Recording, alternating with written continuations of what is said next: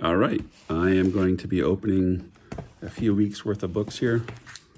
I've been behind in opening books, so this is going to be a mix of raw and graded books. First one here is a graded book. This magazine is Haunted number 6 from 52, and it's a 5.5 off-white to white pages. See if I can get rid of that glare. You can see all the skulls here. Actually, not just skulls, I mean, those are skeletons. The Secret of the Walking Dead. Wonder if the guys that wrote Walking Dead maybe were inspired. Oh, this is a good one. This is a good one. All right. This is Shock Suspense Stories number 1 from 1952. A 9.0 off-white to white pages. You can see the electric chair cover. You can see this man's arm in the electric chair. I'm trying to get rid of the glare here. It even says electrocution cover. So that's a tough book to get in any grade, but especially in a high grade. So LLC. And then in that same vein, The Dead Who Walk. This is number NN, which means no number. This is also 1952. And this is a 1.5 cream to off-white pages. As you can see the good girl art there with the headlight cover. Not a red dress, but a red skirt. And you can see the skulls here.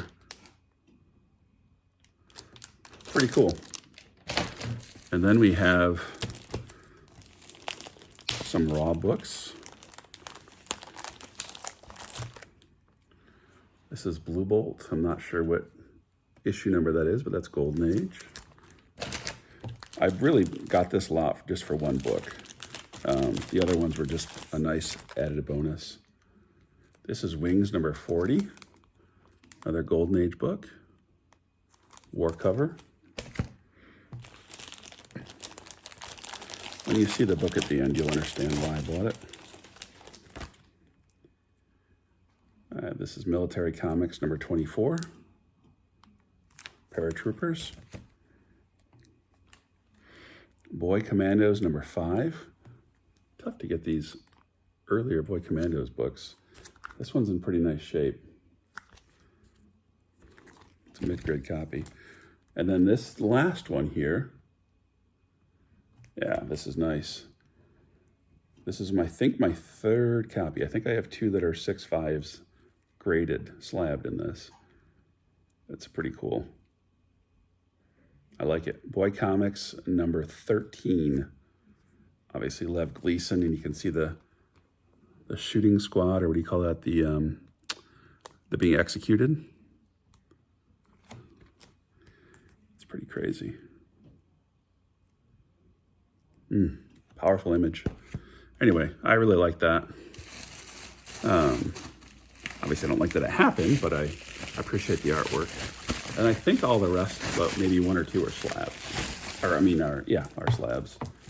Here's one I really like. Planet Comics number 52. This is from 1949. I believe this is Matt Baker. Pretty cool. You can see that good girl there.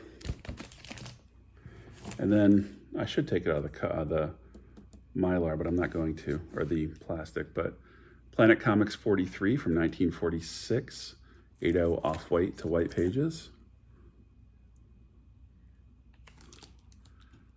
Futura Begins. I think there's 2 more in this run here.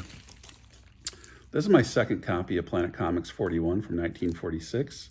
It's a 6.0 off-white to white pages, and it's the Medusa cover. I just think it's pretty cool, so that's my second copy.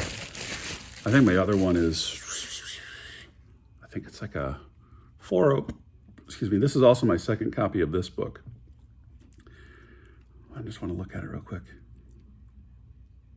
Planet Comics 71 from 1953. You know, it's seen better days, but it's still an awesome cover.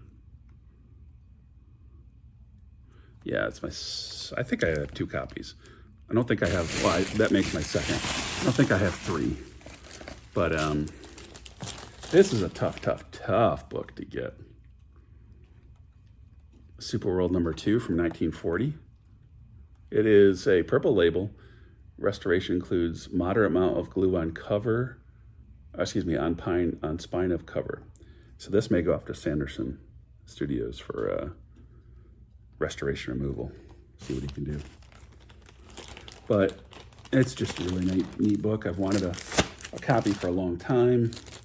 This is the right copy for me to get into. Now this next book, this is my 3rd copy I've owned. This is Superworld number 1 from 1940, 5.5 off-white pages. I currently have a raw copy that's lower grade and like the, I have to look at it again, see if it's like a 2.0 or maybe a little higher, maybe a 3.0. I had a 5.5 Library of Congress, not Library of Congress. I have to remember who stamped it. It was used in evidence, but it had a stamp, real significant. And I let that go a year or 2 ago. I got a price I just could not refuse. So had to pick up this copy. Don't know what I'll do with the raw copy yet. Ooh-wee. She's here, boys. I'm so happy to have this one. This is one of my grails. I've got the Spider-Man one, or excuse me, the Superman one and the Batman one, and those are great, and I love them, but this one, God, this is Amazing Man number 22, 1941 from Centaur Publications. You can see it says classic cover, last Iron Skull and Shark, Hitler appearance. So you got this giant Nazi ape. You can see the swastika on him. Amazing Man's kicking his butt. There's another one coming. And you have the good girl here who's falling down in a red dress. And you got the Nazi, I assume, officer there. And I mean, it's just insane imagery. It's so important. I don't remember the exact census numbers on this, but I think, because it's a book I keep a close eye on, I think there was like 13 or 17 copies in the census. Maybe it was 13 universal and like 4 either conserved or restored. And then I also have a coverless copy. So I have a decent amount of the census. I mean, I think the splash page is awesome. You know, Amazing Man's throwing a torpedo, I believe, at Hitler and some of his presumably SS soldiers or leaders. Really neat. I mean, horrible, but neat. We've got a 1.5 here, CBCS. This is the first copy I got from Jim Parker, I believe it was. Awesome, awesome book. And then I've got a 1.8 CGC. So I've got 4 copies of this book, and I've been debating letting one of the copies go, either the coverless, the 1.5, or the 1.8. So if you see this and you're in the market for a Amazing Man 22, you can message me on Instagram, the same user ID as here, Raleigh Comic Book Collector. Thank you.